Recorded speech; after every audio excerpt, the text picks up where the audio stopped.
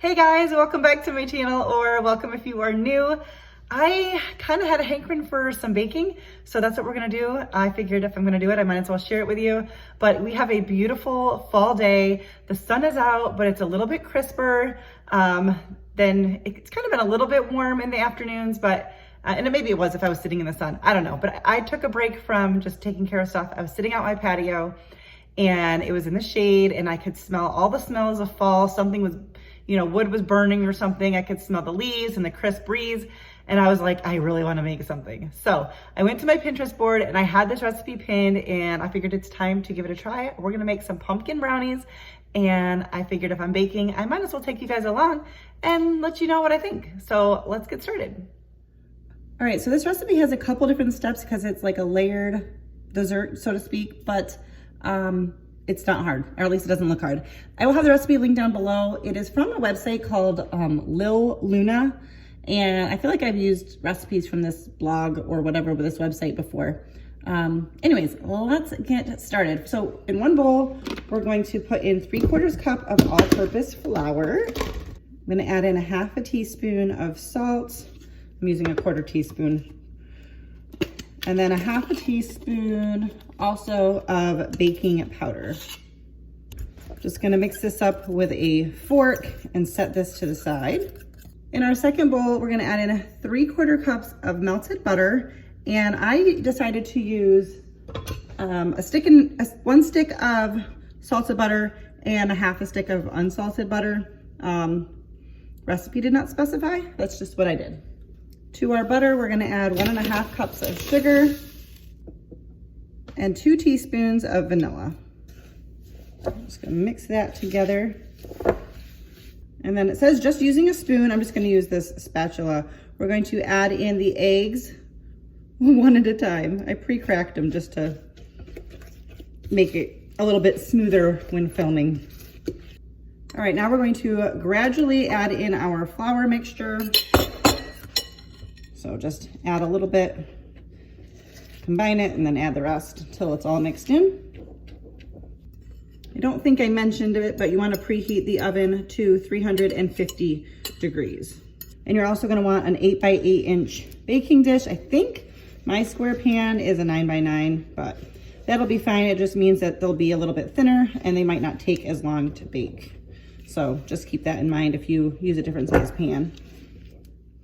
All right, we want to divide the batter evenly among 2 bowls. So I'm just going to use our flour bowl from earlier, or from just a moment ago, really, and try to divide this up evenly.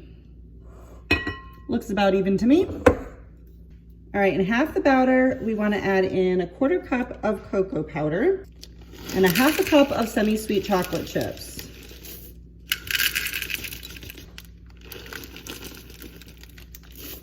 All right, we got our chocolate brownie part all mixed together. I'm gonna put away some of my stuff because my kitchen counter's getting a little bit crowded. And then we're gonna go to the pumpkin part.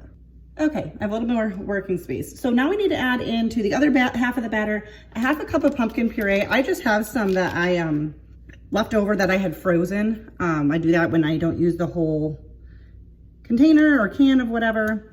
And so I thought but I figured the easiest way for me to measure it is to just leave it in the bag and cut a little hole in it. So let's see if there's a 1/2 cup in here. I'm hoping there is, because I don't want to open up a can just for a little bit, but we'll see. I could have just scooped it out, but for some reason I thought this would be easier. All right, so this might seem like a more complicated way, but look, that was pretty close. It's a little bit over, so I'm just gonna clean out the rest of it in here just a little bit. I didn't wanna, I don't know, you guys might think that was a weird way to do it, but I didn't want to put it in if it was like way over the amount, and I did not measure it before I put it away. All right, so 1/2 cup of pumpkin puree. Then we're gonna add in some seasonings. The recipe also calls for 1/2 cup of chopped walnuts, which I am not doing because I don't like to add nuts into my baked goods. I have mentioned that before, and I don't even have chopped walnuts on hand. So we want 1/2 teaspoon of ground cloves. This is a 1/4 teaspoon here. 1/2 teaspoon of nutmeg and 3/4 teaspoon of cinnamon.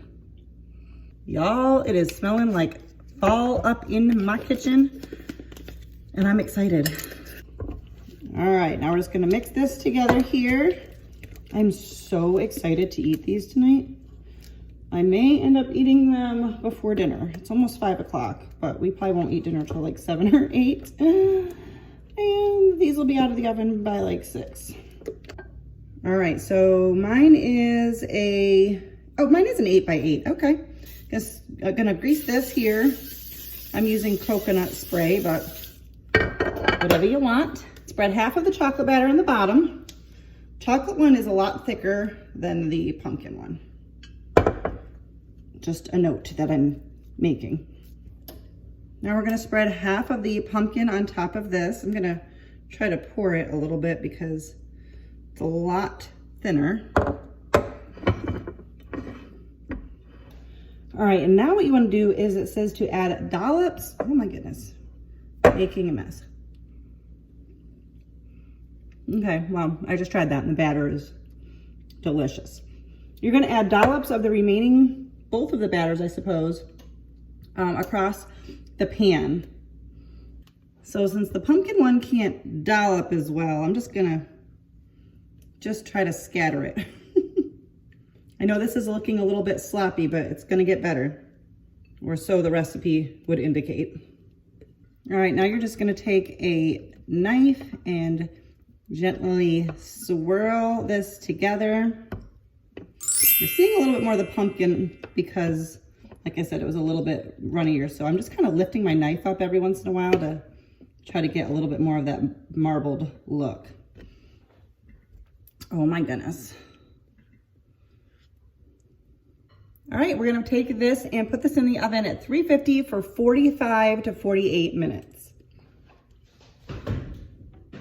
Okay, so what I ended up doing, because my brownies were having a hard time getting set in the center. Now, I think it was only because the pumpkin puree I used had been frozen.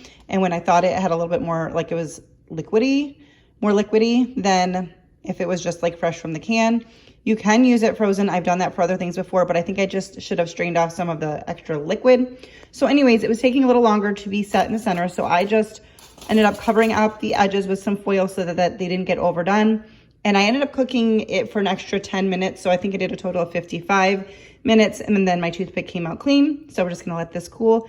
By the way, my home smells amazing. So I can't decide if it smells like fall or Christmas, but either way, I'm not hating it. All right, so I did wait till after dinner and it's actually 9 o'clock, but I hope I don't have it in my teeth. These are really, really good. It tastes exactly like it smells, which I know you couldn't smell it, but very, very delicious. Highly recommend it. I will have the recipe linked down below. Definitely recommend it if you like fall inspired. It's got the clove and the nutmeg and the cinnamon. Oh my goodness. If you love that, you'll love this, I think. I love it. We love it. Thank you so much for watching. If you're new, don't forget to subscribe. Give this video a thumbs up if you liked it, and I will see you next time. Bye, guys.